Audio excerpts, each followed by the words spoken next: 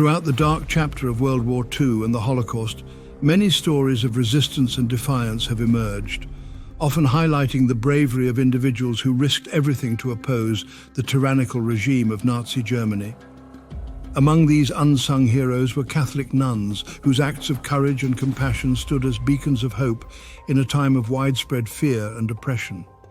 These sisters in silence not only provided sanctuary to those persecuted, but also actively participated in underground resistance movements, leveraging their religious vows and the secrecy of convent life to challenge the Nazis.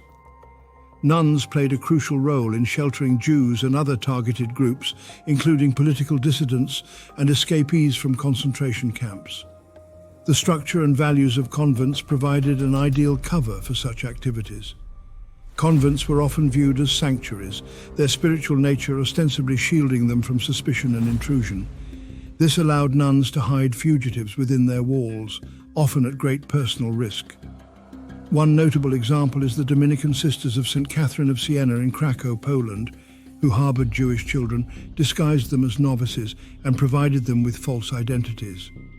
Similarly, the Sisters of Notre de Sion in France not only hid Jewish children, but also facilitated their escape to safer regions using their extensive networks. In addition to providing physical sanctuary, many nuns were deeply involved in the logistical aspects of resistance. They forged documents, transmitted secret messages, and smuggled food and supplies to those in hiding. The secrecy inherent in monastic life, combined with the nuns' seemingly innocuous roles, allowed them to move through Nazi-occupied territories with a lower risk of detection. For example, Mother Superior Matilda Getter of the Franciscan Sisters of the Family of Mary used her position to save over 750 Jewish children in Poland by forging baptismal certificates and placing them in Catholic orphanages and homes. The spiritual dimension of their defiance cannot be understated. For many of these nuns, their actions were deeply rooted in their faith and a profound sense of moral duty. They viewed their resistance as a manifestation of their religious vows to protect the innocent and uphold human dignity. This spiritual conviction provided them with the strength to endure the constant danger of discovery and the severe consequences that would follow. The example of Sister Maria Restituta, an Austrian nun who openly opposed the Nazi regime and refused to remove crucifixes from hospital walls, stands out. Arrested and later executed, her martyrdom exemplifies the ultimate sacrifice made by many in the name of faith and humanity. However, their silence was not only a strategic choice, but also a means of spiritual resistance.